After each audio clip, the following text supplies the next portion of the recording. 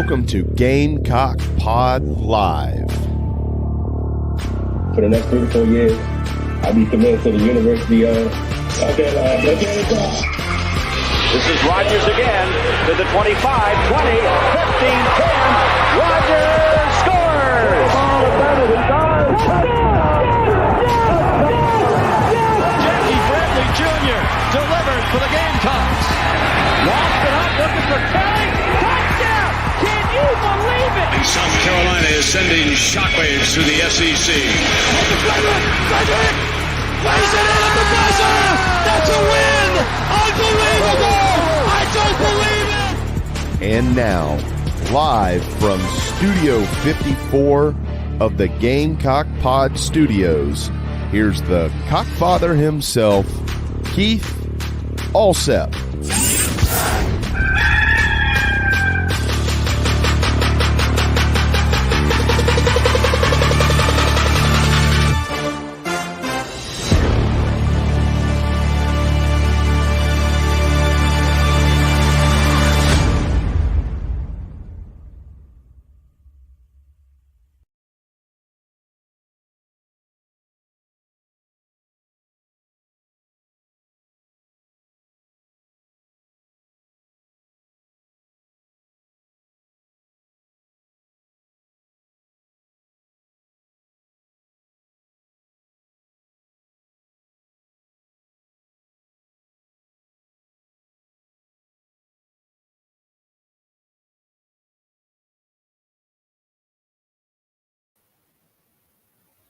All right.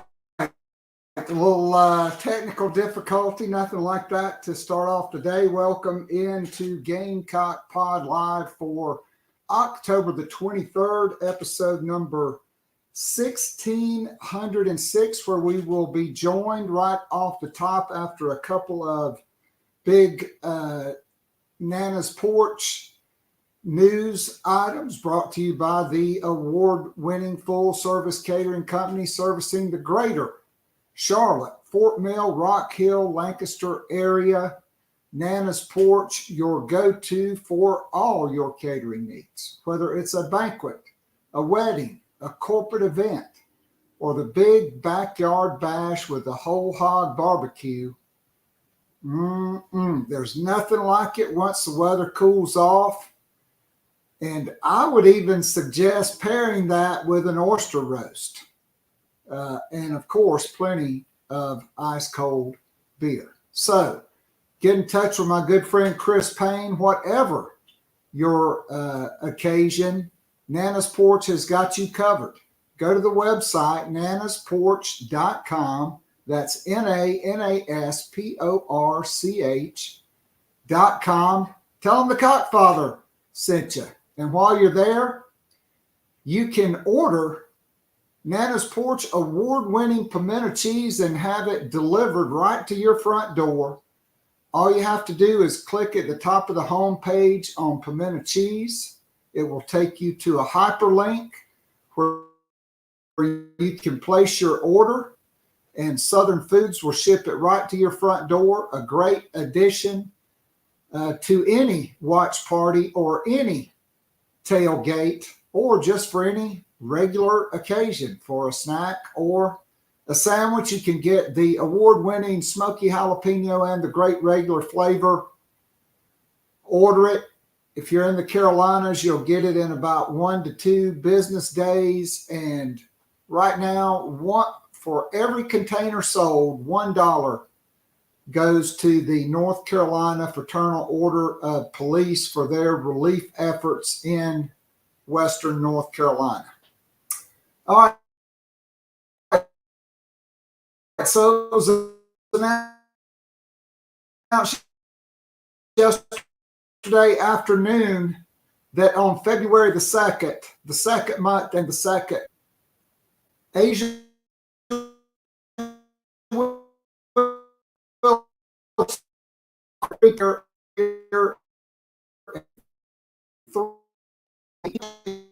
College National Player of the Year, WNBA Defensive Player of the Year, WNBA champion, Olympic gold medalist, Asia will have her jersey retired. Wilson is the program's all-time leading scorer, 2,389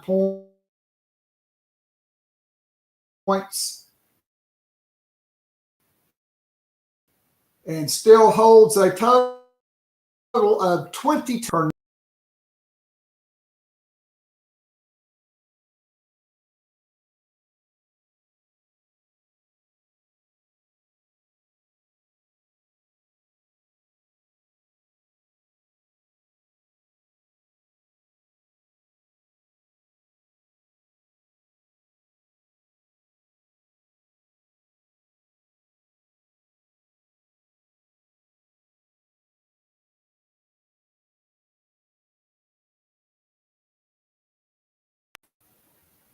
All right, and I'm back. So, at any rate, Wilson's jersey will be retired. She has a statue. She is the greatest. And having said that, let's just go ahead and bring in Jack Veltri, resident Buffalo Bills fan and the hardest working man at Gamecock Central. Jack, we seem to have some gremlins in the system this morning, but we're going to push right ahead. We're not going to feed them. And so hopefully they'll go away. How are you, my friend? I'm doing good, Keith. Thank you for having me on, and happy to be back on here. Absolutely. And so I was in Norman on Saturday. You were in Norman on Saturday. Man, walking around that place, Jack, a lot of history. I mean, they have 7 Heisman Trophy winners. They have statues of all of them. They call it Heisman Alley. You go in the stadium on the press box, 50 conference championships, 167 All-Americans, 34 bowl championships, all the national championships, the history and tradition, the wagon and the ponies leading the team out before the game. Just what were your thoughts about Memorial Stadium and the tradition there in Norman, Oklahoma? Yeah, it was seriously it was a great time out there. Obviously, the Gamecocks got the win, but walking around the stadium, because I went ahead and did that you've had Jordan Kay on the pod before, so him and I walked around the stadium before the game and stuff, and just got to see the sights and sounds of everything. It's really cool. Like, seriously, there's a lot of history, a lot of tradition at OU. Obviously, they're not playing well this year, but the fans still showed up, and it was a great environment. I love the setup they had there, and it's phenomenal. It's seriously like one of the best, and definitely had that SEC environment feel to it. No doubt. It was a white out. It was a beautiful sunny day. A lot of Gamecocks wore white. I know I wore white. It's kind of it's easy to get in there. I thought, holy cow, I'm like 2.5 miles from the stadium and traffic hadn't slowed down yet, but they do a great job with that. Parking was great. Got to see some great Gamecocks. Shout out to Alex English and several other members of the board I got to meet at their tailgate. This was the annual Board of Trustees trip where they travel with the team, they tour the Oklahoma facilities, meet with the leadership. That had to be outstanding because Oklahoma is one of the most storied programs in all of college football. Not so much on Saturday.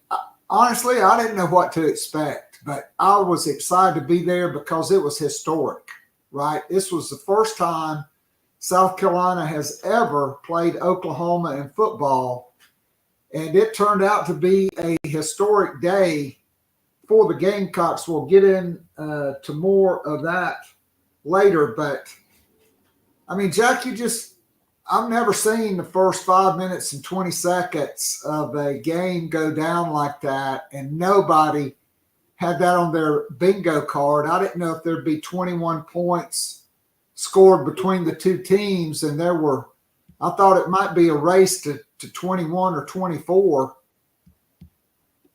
Picked by Nick Eamon-Wari on the first play of the game, touchdown drive, scoop and score. Tonka Hemingway off the Demetrius Knight fumble, and then a Nick Eamon-Wari pick six. I've never seen anything like that, Jack. I don't know about you. What was it like watching that unfold from the press box? It was, and kind of along the same lines as you, Keith. I definitely thought, like, okay, 21's probably like the magic number in terms of points South Carolina needed to win this game, and they got it with like 9 minutes left to go in the first quarter.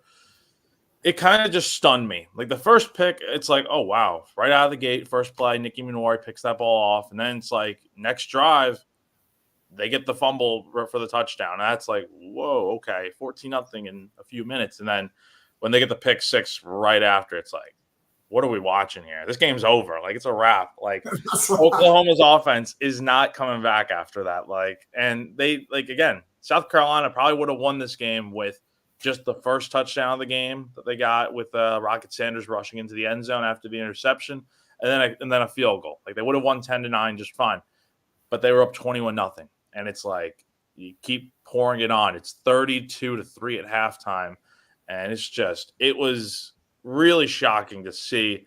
Not surprised South Carolina won this game because I think probably almost every Gamecock fan probably picked South Carolina to win this game. At the same time, it's just like the way in which they won. It felt very similar to the Kentucky game where it's like, okay, you expect a low-scoring, tight type of game with two really good defenses, and then South Carolina goes out here and wins by 20-plus points. So really good game for them, especially going into the bye week now. And, you got 5 games left to go, and you're 4-3. I mean, Jack, no doubt about it. I was stunned. I don't know if the Oklahoma fans were booing Burnt Vegetables or Brent Venables, a.k.a. Skeletor, or if they were booing Michael Hawkins, who's a true freshman who was just getting outmatched. I mean, I can't really put any of those plays on him. He was pressured. Maybe he threw that first ball a little bit late, but a great play by Nick Eamon-Wari. And on the fumble, I mean, that kid's about 180 pounds, and Demetrius Knight just golly-whopped him and knocked that ball out. And then on the pick six, Dylan Stewart makes his patented dip and hits his arm as he throws it. Nobody was within 15 yards of Nick Eamon-Wari. And I thought the defensive players showed great discipline during that return. It looked like they learned something from the LSU game, right? Like nobody was in a hurry to block. Nobody just ran into somebody and knocked the crap out of them. They just got in front, stayed high, stayed in front, were very disciplined, and led Eamon-Wari into the end zone. Yeah, look, it was – and you brought up Dylan Stewart on that play. None of that happens probably without him on there. The way he was able to just blow past the offensive tackle, and you saw it on the first play of the game too, where Eamon-Wari had the pick. Dylan nearly – got to Michael Hawkins Jr. on that play. He just missed him by a little bit, and the throw obviously went right into Eamon-Wari's hands. But on the second interception, he hits him, and obviously it forces the throw to really sail into no man's land, and Nick picks it off, and he runs the other way into the end zone, pretty much home free. So, I mean, look, this defense is legit, right? Their pass rush has been phenomenal this year. They got 28 sacks this year, like 57 tackles for loss. They're really creating pressure in the backfield. At the same time, that forces the opposing quarterbacks like a Hawkins Jr. or a Jackson Arnold to kind of throw it into distress. And, South Carolina's DBs are good enough to play well in coverage. I mean, they have 10 interceptions so far this year. So it's been a really good collective effort on defense. And, I think you can't be happier with how this defense has played. No doubt about it. So let's talk about the awards. Nick Eamon-Warry, the co-SEC Defensive Player of the Week. Tonka Hemingway, who also had a sack. Well, there was a bunch of Gamecocks that had a sack on Saturday. Co-SEC Defensive Lineman of the Week, Pro Football Focus, Nick Eamon-Warry, the highest graded safety in the country. And South Carolina's Demetrius Knight and Bam Martin Scott, also the highest grading linebackers in the country for week 8. And Nick Eamon-Warry is making himself a lot of money. He led the team in tackles with 11. He leads the SEC now in interceptions with 4. Jalen Kilgore, I think, was second or is second at 3. But, Jack, like you said, this defense is legit. They are lead the SEC in sacks. They're 3rd nationally, according to the NCAA website. In sacks, they lead the SEC in interceptions. They are tied for 4th there. They lead the SEC in turnovers, again tied for 4th. Have the SEC leader in sacks and Kyle Kennard, and interceptions, Nick Eamon-Warry. And Nick Eamon-Warry is also second among defensive backs in the Southeastern Conference in solo tackles. I mean, 6th in tackles for loss nationally, 16th in total defense, 14th in rushing defense, 9th in passes intercepted. This was a historic effort, and never in the history of Memorial Stadium has Oklahoma been sacked 9 times in a game. They were on Saturday by actually 10 Gamecocks, because 2 got credited with half a sack each. Just a dominant performance by the Gamecocks. They gave up the one chunk play, but other than that, Oklahoma's offense was impotent the entire game. Yeah, look, this defense made life miserable for Oklahoma's offense, right? The O-line for OU just hasn't been good this year, and it's the same situation with South Carolina. But I think for this defense for the Gamecocks, it's just, again, it all starts in the trenches up front. Like, you have a fantastic defensive line. This is like what the full capabilities of what they can do and what it looks like. You have Kyle Kennard and Dylan Stewart coming off the edge. You have guys like Tonka, Boogie, TJ Sanders in the middle, and there's other guys too. Brian Thomas had a sack. Gilbert Edmond had a sack. They are just very, very good on defense up front. And then you get to the linebackers. Demetrius Knight's been a standout addition. Let's not forget Bam Martin Scott also had a really good game too, with 11 tackles, 1.5 T for L, 1 sack, and 1 forced fumble. So he's been phenomenal this year. And then obviously Debo Williams has been great this year too. Then you jump into the secondary. Like you said, Nick Eamon-Warry has really put himself on the map in terms of like having that great 3rd year and becoming a future NFL draft pick in 2025. You also have guys like, Judge Carter did get beat on that 54-yard touchdown pass that OU scored on. But other than that, like, the secondary played very well. David Busey got in there, played pretty well. Vakari Swain, all those kind of guys got in there and saw some reps. And that's kind of what you want to see, because, look, you're going to have a lot of holes to fill next year. But I think right now, looking at, the rest of the season, this defense has the potential to – look, they said they were going to be historic at the beginning of the year. They're definitely on their way to doing just that. No doubt. So a little more history before we move to the offense. So that was the worst Oklahoma has been beaten at home by an unranked team since 1994. By the way, Sir Big Spur, the first live mascot, opposing mascot or opponent mascot ever in Memorial Stadium. And Coming off a loss to Texas, Oklahoma was 24-0 all time, or in the modern era, whatever. Now they are 24-1, and South Carolina is the one. And so if you look at the stats, Jack, neither team had 300 yards of total offense, so it sort of looked like a 20-13 kind of game, right? South Carolina's offense, the biggest stat and the key stat for this game, 0 turnovers, and Lenoris Sellers, 16 for 24 with 1 touchdown, a beautiful pass down the sideline to Joshua Simon there right before the half. 16 for 24, 175 yards. But that's really about it. Gamecock 6 of 18 on third down, 74 yards net rushing. They gave up 6 sacks.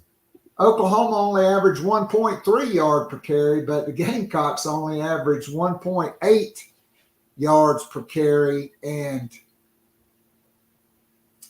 more untimely penalties and sacks really cost the Gamecocks dropping a 50-piece on the Sooners, I thought.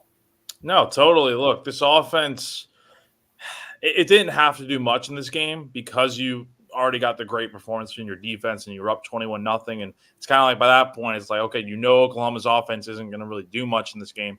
So you probably don't have to do a ton either on offense. That said, I think they did enough in this game to feel fine, though it wasn't like the best performance ever. Like you said, Lenoris Sellers played all right. He had I think he continues to get better every single week. The big thing for me is the 0 turnovers this week, which was a monster improvement off of what happened against Alabama, where you're fumbling the ball away and stuff, and you're throwing interceptions.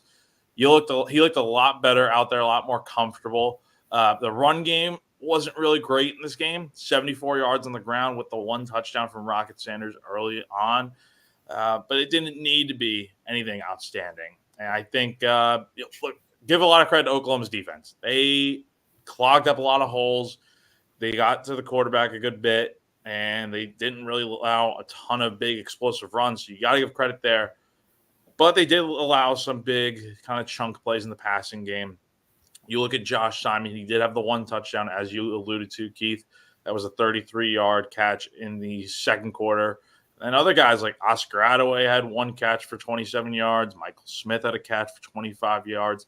Vandrevius Jacobs had a catch for 20 yards. So a lot of big chunk plays. But you wish you had a little bit more success on offense. And I think part of it is just, and I don't know this for fact, it kind of felt like once they got up 21-0, the offense got a little bit conservative and didn't want to put the ball in harm's way, essentially. Yeah, I thought they were either said, we're just going to run it, or we're going to try to max protect and take deep shots, kill shots. And if it's intercepted, it's like a punt, right? Like there was not a lot of balls over the middle. I thought he had a great, maybe it was on the first drive of the second half, Nick Emanwari caught about a 15-yard out route that he had to go get, and he went and got it, but a great throw and catch there. But, I mean, you called it. Lenoris Sellers on the first offensive play, they're going to take a deep shot. The pressure comes. He runs out for 25 yards. That really sets up the first touchdown. And then the Gamecocks did have the 8-play, 75-yard drive right before the half. And I thought a really Jack well-designed play, kind of a counter play off the triple option that South Carolina's been running. Gage Larvadane goes in a road runner motion, goes one way, stops, comes back around. They fake the handoff. And I could see it because it was coming to me. and I was in the end zone, and I saw the safety in the alley, and he started running up to take the pitch, and Sellers just pivoted and dropped back and lofted a perfect pass. So really a great counter off a play that is on film. Oklahoma immediately saw triple option, and South Carolina had a counter off that, and I thought that was really big. And then I went to the concession stand, but first I had to relieve myself because I'd been holding it the entire first half. I didn't know South Carolina was going to get the ball back and have a chance to put more points on the board. And Lenoris did scramble out in a Houdini play and lofted a beautiful pass on the run to Oscar Attaway Jr., who, by the way, is joining us in the Nana Sports chat box today. It's probably not Oscar Attaway, even though that's the screen name. And the Gamecocks you think are going to get more points, and then another sack. They faked the field goal, which I thought was a beautifully designed fake. It was there. Kroger just didn't get rid of it soon enough. Maybe they had one too many rushers they didn't account for. But I like going for the kill shot there before the half. I mean, it could have easily been 39-3 there if Kroger has about 0.3 of a second more to unload that ball to Brady Hunt. No, definitely. I liked the idea there to kind of run that play. I thought it would have worked. Like you said, Keith, if he gets a little bit more air on that ball, he throws it a little deeper to Brady Hunt, who I think was the intended target. It's a wide open touchdown, in my opinion. Like, it's home free. And look, I think in that kind of scenario, you take your chances there. Why not? You're up 32-3 at that point. I don't think Oklahoma's coming back, and you live with it. And it's look, I think they tried a lot of different things in this game. Number one, that play. Number two, the 2-point conversion with to get to 32 points with Maurice Brown taking the snap and just going right up the middle, pummeling into the end zone for the 2-pointer. And then on defense, snuffing out the fake punt when Oklahoma's down 21-0 in the second quarter. And you kind of knew it was coming, like it's 4th and 4, I think, 4th and 5. And Oklahoma had nothing going on offense. So why not run a fake punt here? And Demetrius Knight and Shane Beamer and co. kind of snuffed it out. You see Knight kind of run right over to the intended target, which was Bauer Sharp, tight end, kind of near the South Carolina sideline, and swallowed him up. And for a 5-yard loss, you turn the ball over on downs, and you get an Alex Ferreira field goal. So just a really good performance overall from South Carolina. But I did like that they took some risks, and that's kind of what you can do in a game like this when you're up by so many points. No doubt. So a couple things on that. One, I thought that really reeked of desperation. I could see it from the end zone. It was basically like I was sitting in the zone at a Carolina home game. And Knight got over there, and I think he got over there so late that the blocker never saw him. And he was able to just slide in right behind him, and he put a kill shot on that guy. It really worked out well for the Gamecocks. You could see the coaches really animated on the sidelines trying to get him over there, and it looked like they snapped the ball, and the blocker was looking for somebody to block. You never saw Attaway in his peripheral vision. He just snuck in behind him and made the big hit on that play. But again, that just reeked of desperation, and a lot of Sooner fans were not very pleased with that play. No, definitely not. But I understand why you kind of did that. Is it the right? I don't know. Is it the right play call? Probably not. But I don't know what else you're going to really run there. I mean, I don't know. It's just it did reek of like desperation, like you said, Keith. And I don't know. I mean, it was a weird spot to be in because you're at probably your own 30-yard line, and obviously they don't get it. South Carolina is going to be able to kick a field goal at the very least. And it was, it was just a play that got quickly blown up. And credit to Shane Beamer and Joe DeCamillis and all those guys because, when talking to Shane after the game and on Sunday, they kind of knew something was going to come at some point. If you go back and look at what the history of Brett Venables is, they run some of that stuff from time to time, and they didn't want to give OU any extra possessions. So they made sure, and you could see Dean Knight just fly right in there as the play begins. And credit to him, credit to the staff. It was very well read. No doubt about it. So Gamecocks can't punch it in there right at the half after they get almost a near turnover from Oklahoma, but they get the ball to start the second half, and they have a beautiful drive going. It looks like they're going to put Oklahoma away, and then 3rd and 3, Lenora Sellers runs for 7 yards to the Oklahoma 21. You're knocking on the door. Holding Casey Henry. Totally unnecessary, not even really had any impact on the play. And then back-to-back, Nick Harbor, false start. And all of a sudden, instead of 3rd and 3, it's 3rd and 13, and now it's 3rd and 18. And the Gamecocks wind up squandering that drive and have to punt to start the second half. Yeah, look, that third quarter just wasn't really, and Shane Beamer kind of noted it after, it wasn't really a great performance there, but because they set their foot on the gas in the first half. They're up by so much. It's probably kind of hey, we got this game in the bag deep down in the players' minds, and I get it. At the same time, this is a game where you probably could have scored more points, and look, I think you're happy with a 26-point win. Same time, it's you could have had more in this game. But, yeah, some of the mistakes – there were definitely some mistakes in this game. But overall, though, man, I thought they played very well, did what they needed to do. And the big thing is they kept Oklahoma from gaining any momentum in this game at all. You had the lead from start to finish, and I think that's ultimately what matters the most.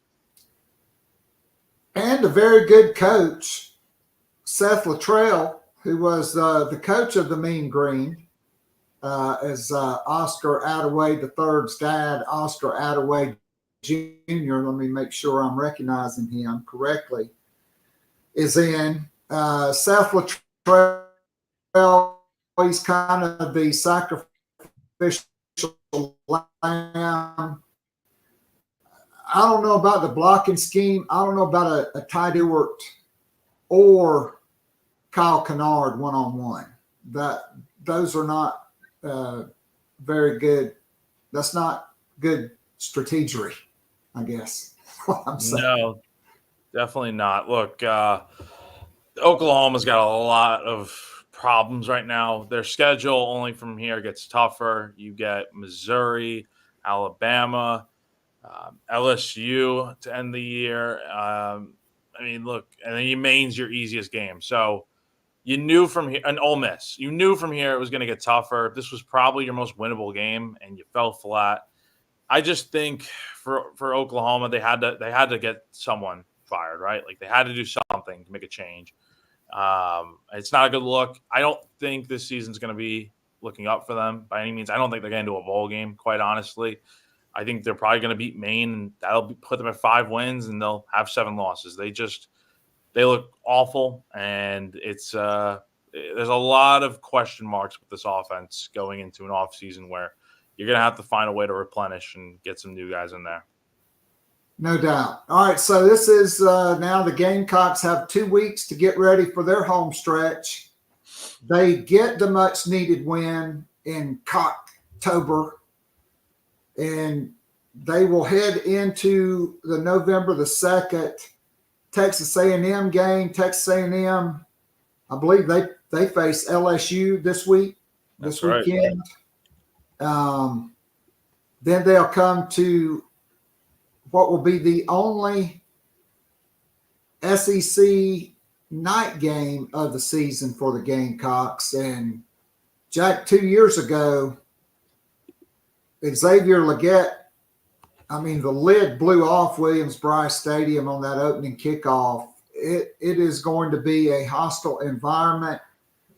You have to hope South Carolina learns from their first bye week, which they came out, it looked like unprepared, ill-prepared, or even ready to play. But we talked about the great defensive statistics, right? And you want to play complementary football. Kai Kroger named to the Ray guys, the Rays 8. He averaged, I think, 51.6 or 7 yards per punt on 8 punts, pinned Oklahoma inside the 24 times. You did make the field goals. You did have the fake there. You did stop the fake. So special teams playing complementary football, excellent kickoffs and kickoff coverage. But the offense, sacks allowed, dead last in FBS, 133. They've given up 55 tackles for loss. That's 132nd in the country. Fumbles lost, 127th. Third down offense, 112th nationally. Passing offense, 108th. Total offense, 102nd. Rushing offense, 80th. That's the best stat they've got. It all starts up front with the offensive line.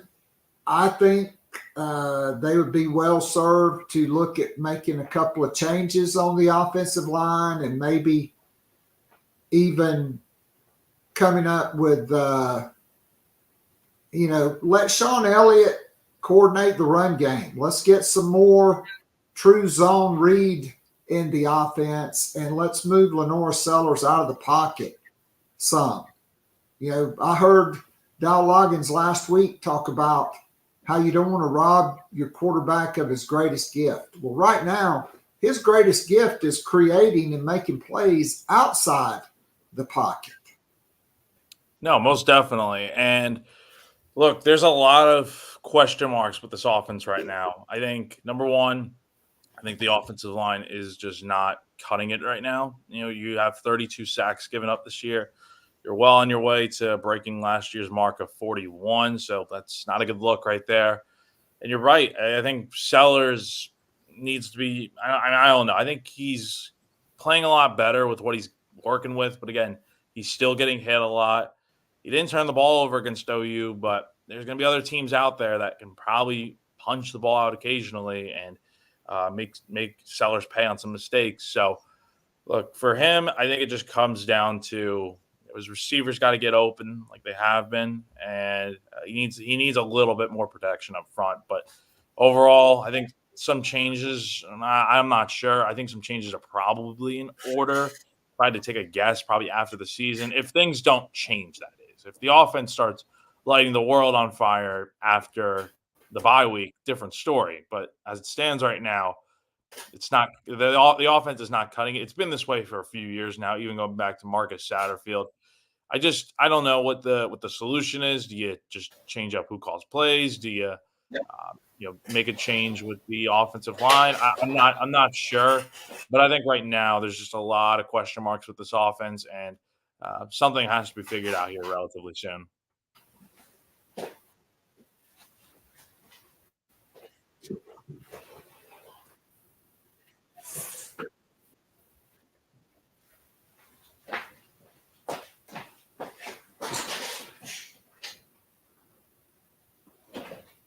Jack, no doubt about it.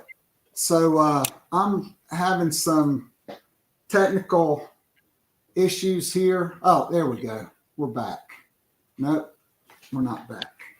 All right, so Jack, while I fix these issues, tell us about Gamecock Men's Basketball Media Day, the latest.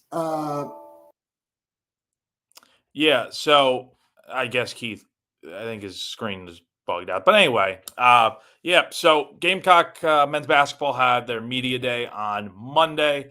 in Columbia, and it was pretty good, right? I'll be going live on Gamecock Central's YouTube at about 12:30 to provide more info on kind of what was said and all that stuff from Media Day. But my general impressions of Media Day in general, again, we were able to talk to all 14 players on the team, the media was, and then 4 of the assistant coaches, including Kerry Rich, the special assistant to the head coach. Didn't get to talk to LP, Lamont Paris, unfortunately. But other than that, got to talk to everyone else. And I think the biggest thing is that they knew this team knows they're good enough to get back to the NCAA tournament. It's just they have the right team in place. They feel like they have the chemistry, the work they put in over the summer.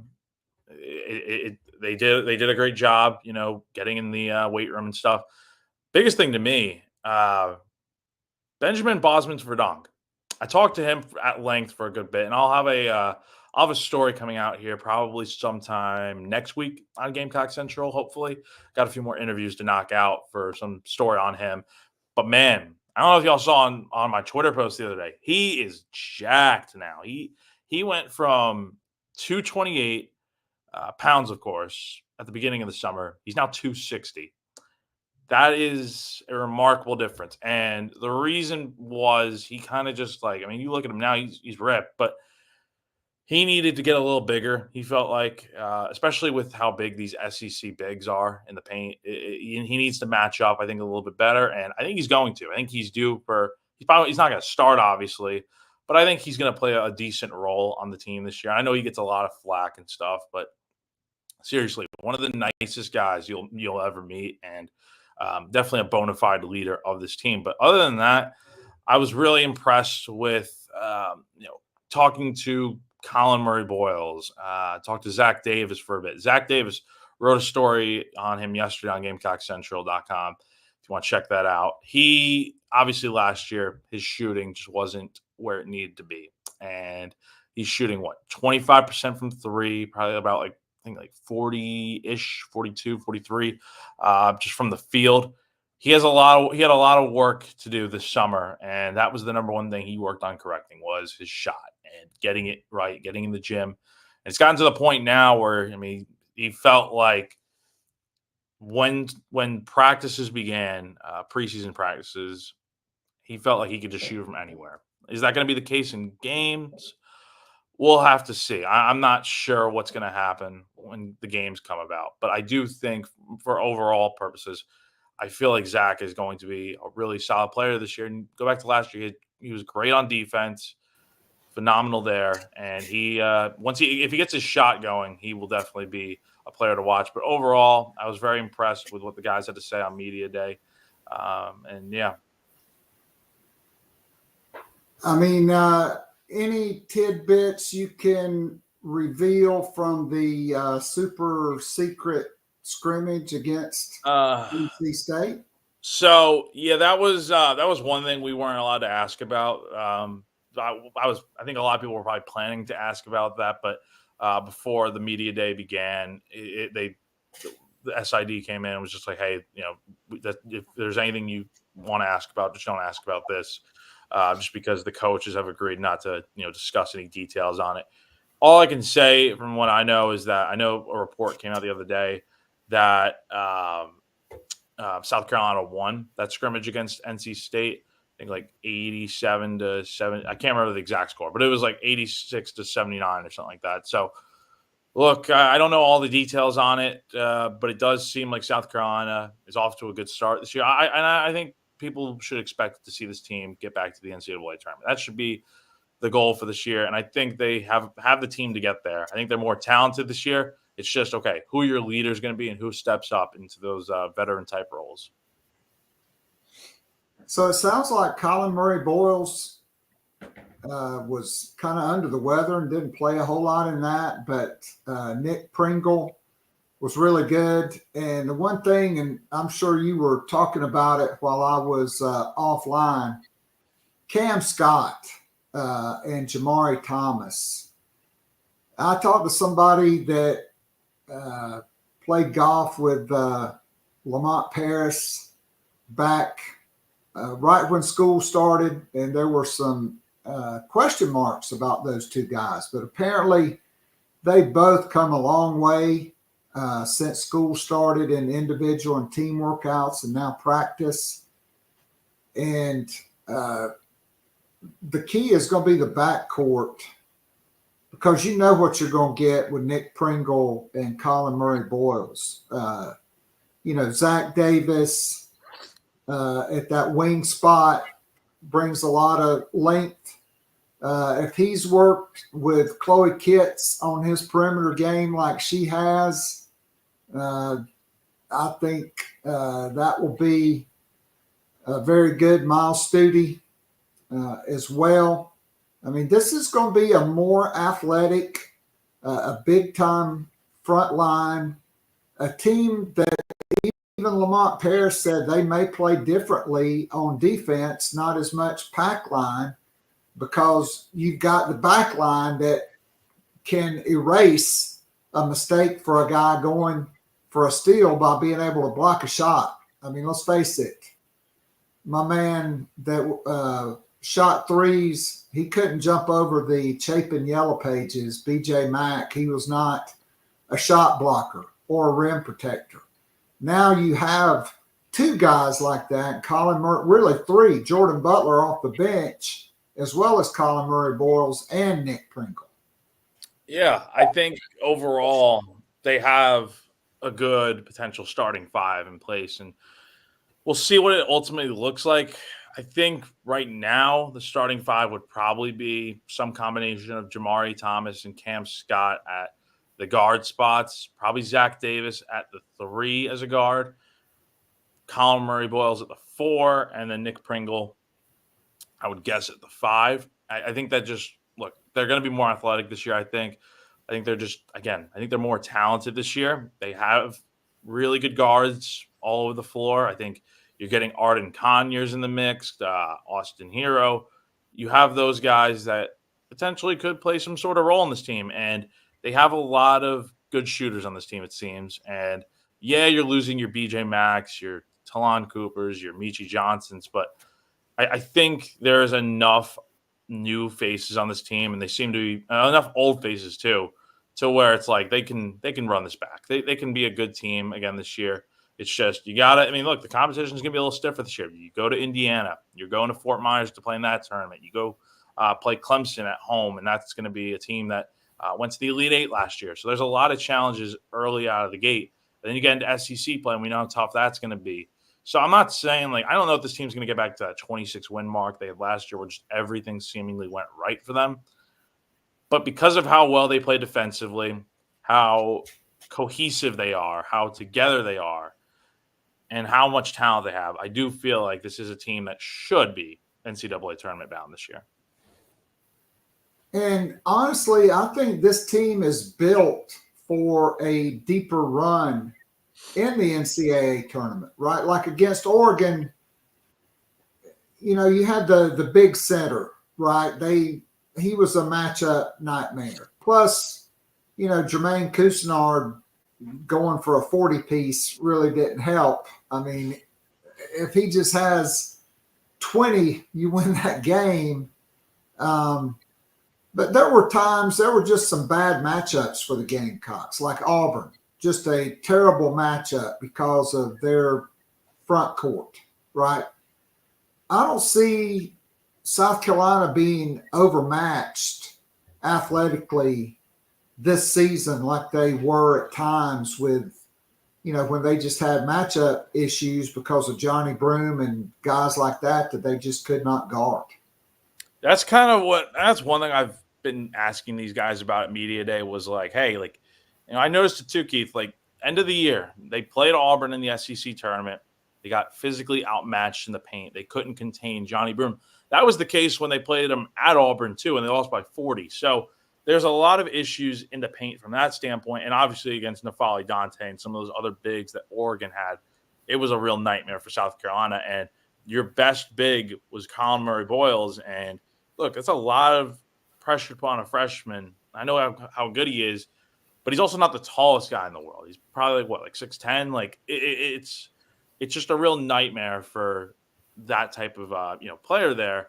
Now you have some other bigs in there that can come in and help out a little bit on that. And you're gonna have BBV back. You're gonna have obviously who am I missing here? Jordan Butler's back.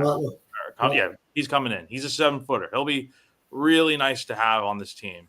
And then obviously Pringle, who has that Final Four type of experience. So I think they're going to be a lot better in the paint this year. They were fine last year. But when it came to these teams that just have these really dominant type of bigs, you didn't stand much of a chance. That's why you probably lost both those games that we just talked about against Auburn and Oregon. So I expect South Carolina to be a lot better there this year. And I think it'll make a world of difference, especially if you're able to shoot more efficiently. No doubt about it. All right, so fall baseball's kind of wrapping up. I know you've been out there. What have kind of been your key takeaways just from the change in coaching staffs, the philosophy with Paul Mainieri from Mark Kingston? Obviously, it's a different team. They brought in, the transfer from Ohio State, who is probably going to be a starter. They've had some outstanding freshman additions. They got some guys coming back. And, Eli Jersenbeck, who we probably, I don't know how much he's done this fall, but could be a Friday night guy in the spring.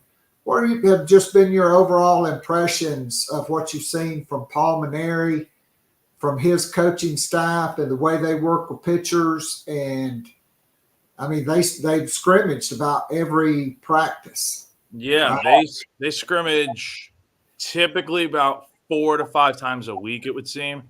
It's every day. There really is a lot of differences between this staff and the previous one. Look, I enjoyed covering Mark and those guys and all that, but this is much different. I think there's a lot, just the vibe feels different. I think things feel a little bit more loose, and that's kind of surprising because you think Paul Mainieri, and he's an older guy and stuff, and he's a lot more. I don't even know if I want to call it strict, but like he's a lot more like fundamental speaking, like do the little things right and all that. The no shave policy that he used to have and all that. And I think this team, it's a different looking team for sure. You brought back the key guys from last year that you wanted to bring back, and we'll see. When they play Air Force on Saturday, obviously they got to cut the roster down by a few guys, but I don't expect anyone significant to get cut or anything. I think just the guys that haven't been doing much, or the younger guys, will probably get the short end of the stick. Who knows? But I think this team is going to be different this year. I do expect them to be better. I think right now, from what I've seen, I've been out there a handful of times. I haven't been able to be out there this week since it's an off week for football and stuff, and got some stuff going on back home. But I would say, from a pitching standpoint, I've been very impressed with some of the guys they have out there. I think the returnees, Jersenbeck has been pitching. Last I checked, I don't know if he's thrown yet this week, but I do. I've been out there like 3 times now. He's pitched all 3 times. He's been very good. His command looks sharp, and it's coming off of Tommy John surgery too. So it's like, how is that going to look? He's been looking good. His velocity's in the mid to upper 90s, and he's been throwing a lot of strikes. Matthew Becker, I think, has probably been, at least when I've been there, the most impressive pitcher thus far.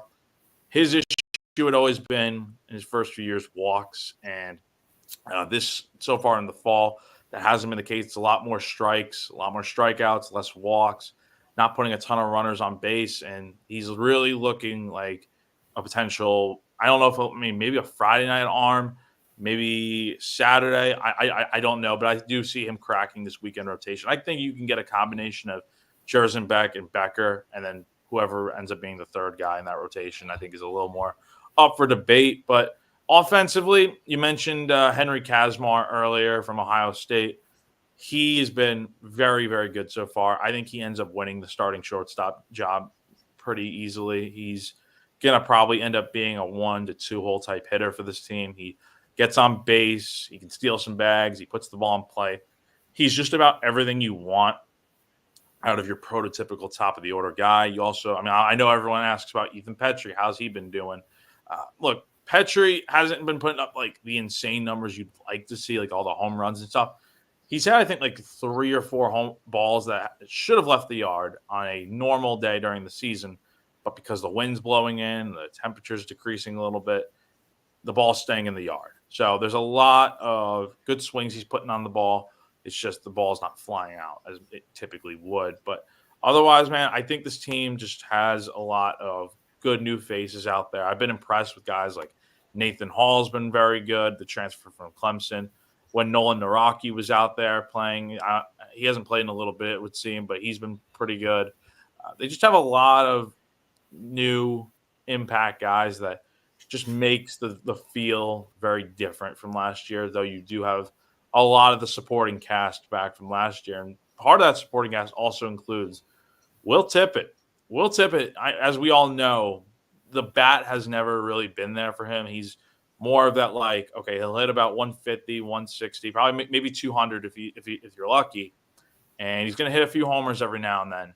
So far this fall, he has really probably been one of the better hitters, right up there with Kazmar, in my opinion. Putting the ball in play, getting on base, stealing bags, hitting a few homers here and there. Really, really impressive. I think when I calculated all the stats, because I've been keeping track of them, before this week, he had been hitting, I think, about like 500. So he's been phenomenal so far this fall, and we'll have to see what happens. But again, there's a lot to unpack with this baseball team. It probably can't be done in like a 5-minute span here, but overall, I've been very impressed with what I've seen. So how about Talmadge LeCroy? Because from talking to some other people, we had John Whittle on the show about 3 weeks ago. Seemed like Talmadge LeCroy, it looks like they've moved him back to catcher, and he is not the same player that couldn't make a routine play at third base to end the season last year. Yeah, I think part of it is also just the fact that he shaved that. Whatever was going on with his face, it was, oh, God, it was disgusting. Anyway. Look, Talmadge has been very solid so far this fall. Look, he's been playing some catcher, obviously, mostly, playing some first base.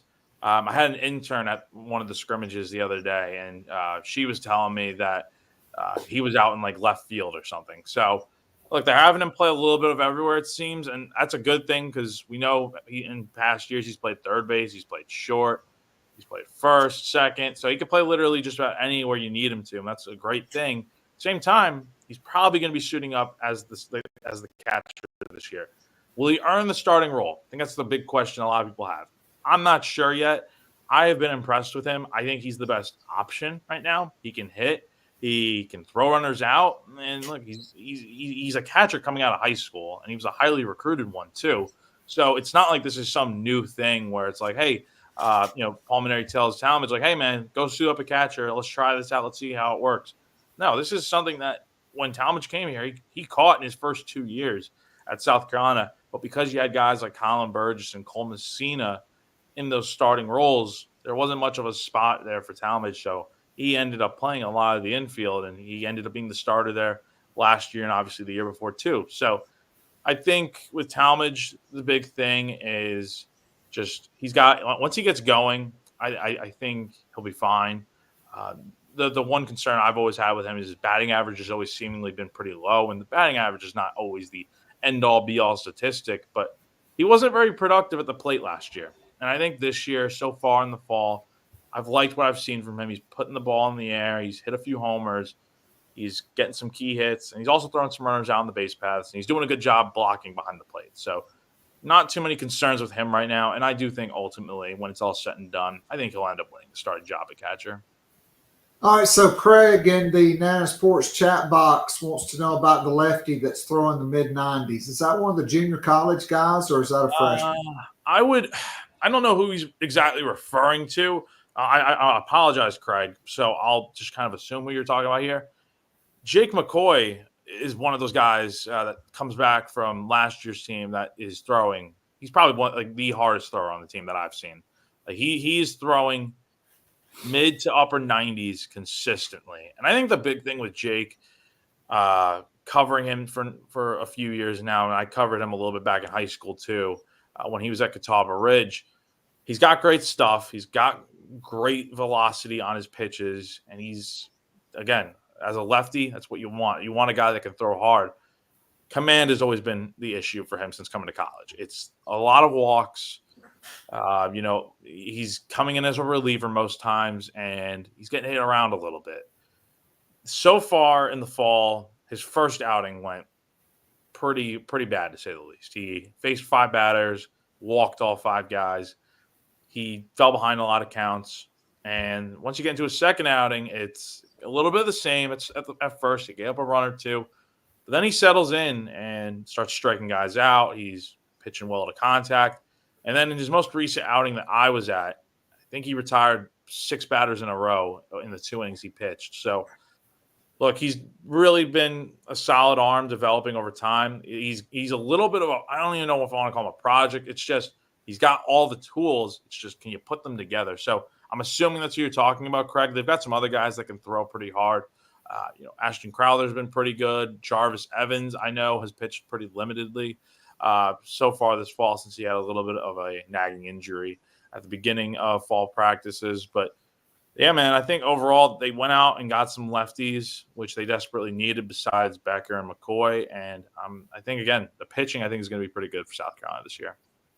No doubt. So I want to bring this back around to football. So on Saturday, South Carolina is scrimmaging Air Force, which is cool. That was Paul Maneri's first head coaching job.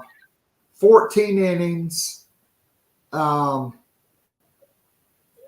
Basketball, they have the double secret probation scrimmage, and then they have an exhibition game. College football is the only sport that has none of that now. Women's basketball, they have a private scrimmage.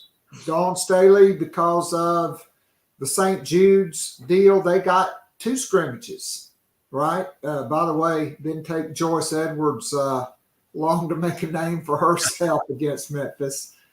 But football, you don't know until the opening game, and South Carolina was very fortunate in that game.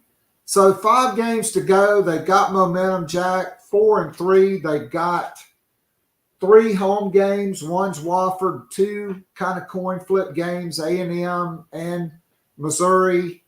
At Vanderbilt, still could be problematic. And then at Clemson to end the season.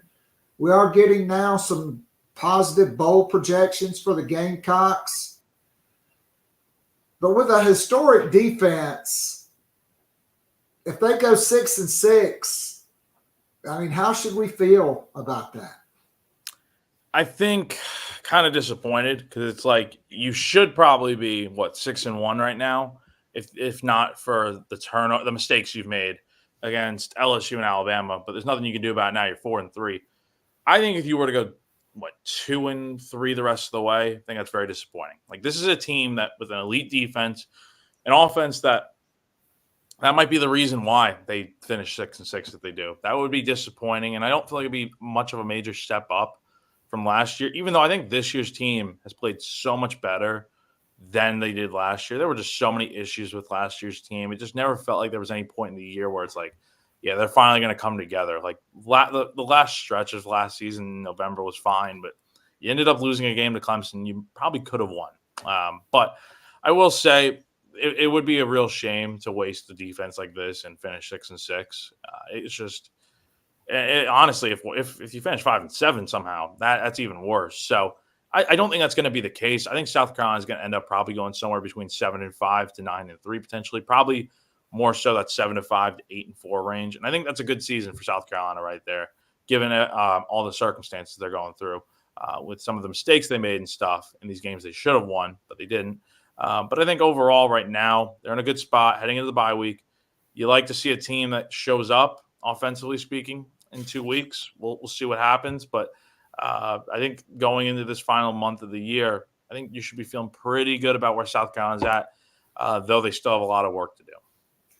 Jack, I can't thank you enough. Thanks for hanging in through some technical difficulties and some gremlins this morning, and for being so gracious with your time. Great stuff. As always, enjoy your weekend. No football this weekend. I don't know if you'll be covering the baseball or not. Nah, I won't be. I'm going out of town this weekend, but we'll still have all the coverage on Gamecock Central and stuff. So I'm looking forward to seeing how it goes. Great stuff. Well, again, thank you so much, and we'll look forward to catching up with you down the road. All right. Appreciate it, Keith. Thanks so much for having me on. Absolutely. Anytime. All right. That was Jack Veltri from Gamecock Central. So one women's basketball note: tomorrow at 3 o'clock Eastern, 2 o'clock Central Time at Cypress Springs High School in Houston, Texas. Top 20 prospect Ayla McDowell is expected to make her decision. She's a 6'2" wing player. She's rated as high as number 19 or number 11 in the country by it's either All-Star Girls Report or Blue Star Scouting. Looks like she will pick South Carolina, LSU, Mississippi State. There are some others in there as well, but this one is looking good for the Gamecocks. South Carolina has had at least 2 other official visitors already, and probably 1 or 2 more on deck before the early signing period, which begins on November 13th. And then just a couple weeks later, the football signing period's been moved up. And so open date weekend, get to watch a lot of other teams. I know I'm going to definitely be watching that Texas A&M LSU game. Thanks to everybody for tuning in live and sticking with us through the gremlins and the technical difficulties. And until next week, we'll be back, same bat time, same bat channel. For Jack Veltri, this is Keith Allsep saying God bless, go Gamecocks, and have a great week, everybody. I'm out of here.